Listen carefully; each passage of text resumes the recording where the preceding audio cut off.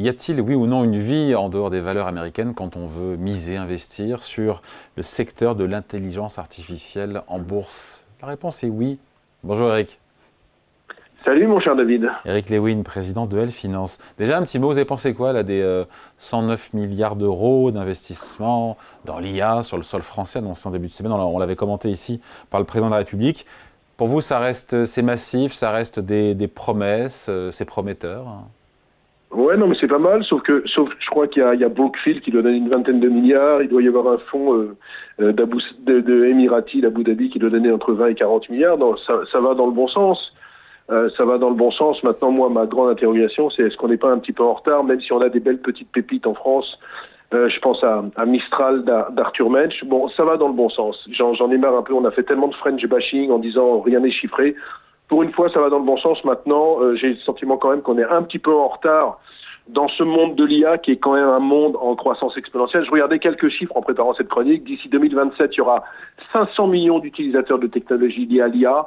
La contribution d'ici 2030 à l'économie mondiale devrait être de 15 700 milliards. Et puis le chiffre d'affaires des acteurs de l'IA, 136 milliards en 2029 et sans doute 530 milliards en 2028. Donc vous voyez, on est dans un marché phénoménal. Ça rappelle un peu quand on travaillait ensemble, mon cher David, il y a bien longtemps, le monde de l'Internet. On était à l'aube d'une révolution. L'IA est une véritable révolution. Et les stars de l'IA en bourse, elles sont évidemment aux États-Unis. C'est ça la réalité. C'est Nvidia, Meta, Microsoft, Google. Ben ouais, écoutez, en fait, c'est les États-Unis qui depuis quelques années tirent le marché. Par exemple, le cloud incontestable, Amazon, c'est 31% dans le monde, Microsoft, c'est 20%. Nvidia, concepteur américain de processeurs graphiques, c'est la star incontestée de l'IA, même si, il faut le dire, elle pourrait voir la concurrence se renforcer avec DeepSeek, puisque on pourrait s'apercevoir que la puissance de calcul de ses concurrents pourrait suffire à faire tourner les modèles d'IA. Alors qu'est-ce qu'on achète si on n'achète pas Nvidia? On peut être sur AMD, avec des ventes de données qui ont progressé de 69%, où on a un petit groupe peu connu qui s'appelle Broadcom, qui a des puces utilisées pour l'entraînement des grands modèles de langage. C'est ce qu'on appelle les puces d'IA personnalisées, mais c'est vrai que c'est aux États-Unis que ça se passe. D'ailleurs, quand vous faites un petit sondage, vous demandez je l'ai fait hier soir, citez-moi 3 valeurs liées à l'intelligence artificielle. Eh bien, il n'y a aucune valeur européenne. Et pourtant.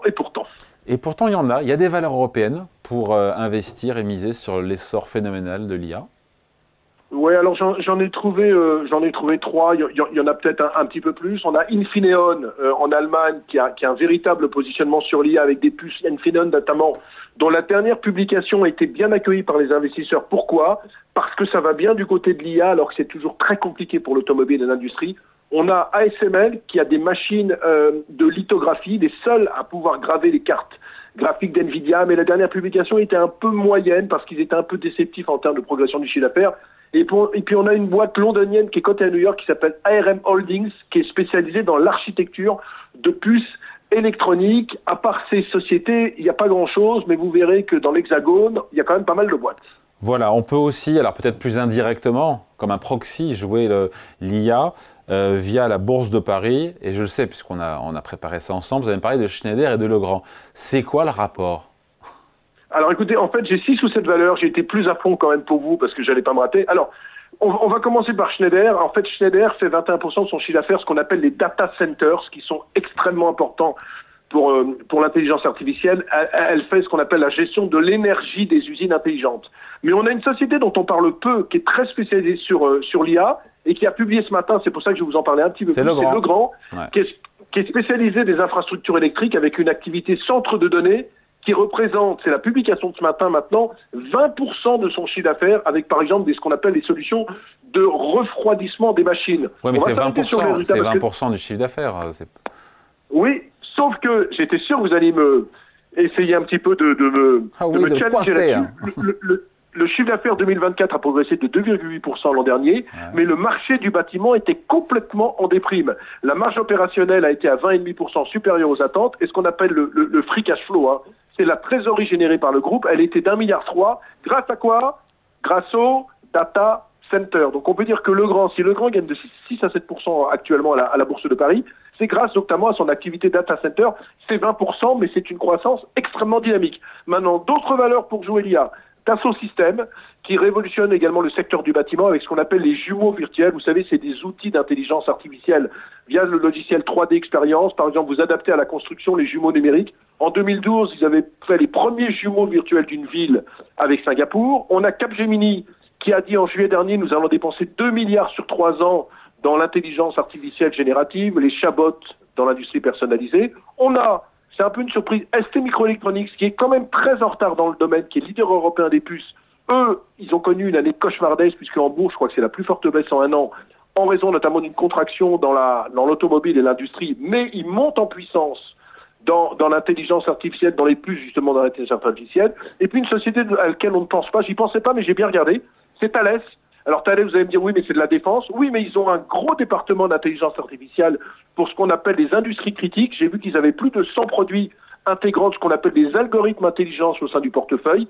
Et qu'est-ce qu'ils font? Ils se servent de leur expertise en cybersécurité justement pour protéger l'intelligence artificielle. On va finir, mon cher David, si j'ai encore une petite minute, avec deux petites sociétés dont on ne parle jamais. Bilendi, qui est un spécialiste des panels pour les études de marché, qui maintenant automatise intégralement ces études de marché de l'objectif initial au rapport final avec un module d'IA. Et puis la dernière, c'est une introduction en bourse. Oui, c'est une jeune pousse qui est spécialiste de l'IA. Je suis sûr que vous allez me parler de Lighton pour les entreprises. Bravo. Donc c'est de l'IA pour les entreprises. C'est 50% de hausse depuis le début de l'année. Pardon, mais c'est un tout petit dossier hein, et c'est pas une critique. Alors, non, mais c'est pas une critique. Alors bon, vous savez, l'année dernière, il y a eu 4 Mais c'est un pur player. Mais c'est un pur player. Ouais, 4 introductions en bourse l'an dernier, dont Lighton. J'avais rencontré la direction. Alors, qu'est-ce qu'ils font? Ils font des outils d'intelligence artificielle générative sur mesure pour les entreprises. En novembre, IPO à 10,35 €, valorisation de 62 millions d'euros. On a été jusqu'à 30, maintenant ça vaut 20 €, 120 millions de capis. Ils avaient levé 13 millions. Moi, la grande problématique sur ce dossier, alors j'aime pas être négatif dans cette chronique, ils font simplement, combien ils ont fait l'an dernier, mon cher David? 1 million. Donc, si vous faites un calcul, c'est une boîte qui vaut actuellement 120 fois le chiffre d'affaires. Alors, eux, ils disent, oui, mais attendez, vous n'y comprenez rien, on va faire 40 millions d'euros de chiffre d'affaires en 2027. J'attends de voir. En tout cas, c'est très, très cher. Mais alors, vous allez me dire, mais alors, est-ce que les investisseurs sont débiles mentaux? Pas du tout, parce que, comme il n'y a pas du tout, et vous le disiez, de pure player en intelligence artificielle, eh bien, on a des investisseurs qui se jettent sur ce dossier en se disant que c'est la pépite de demain. Ce qu'il nous faudrait en bourse, c'est un Mistral. Mais je suis pas sûr qu'Arthur Mensch ait envie de coter. Pas tout de suite, il a dit pas tout de suite. Pas tout de suite, mais ça nous ferait du bien. Ça nous ferait du bien parce que c'est vrai qu'on a le sentiment de tourner en rond. C'est vrai que je vous parlais Schneider, Legrand, Capgemini, Dassault Systèmes. Ce ne sont quand même pas des purs players. Ce sont des gens qui s'adaptent à l'IA et qui sont très intelligents pour s'adapter à l'IA. Même chose pour Bilendi. Lighton, c'est un pur player de l'IA. Mais franchement, payer une boîte 120 fois le chiffre d'affaires, bon. Écoutez, moi, j'ai rien à dire là-dessus, mais ça me rappelle, vous rappelez, quand on était en 2000, on commentait sur BFM à l'époque, et il y avait des boîtes qui valaient 200 fois, 250 fois le chiffre d'affaires. Vous allez me dire que Palantir, ça vaut 300 fois le chiffre d'affaires, mais on n'est peut-être pas dans la même logique. Allez, merci beaucoup. Explication signée Eric Lewin, président de L Finance. Merci Eric, salut. Salut.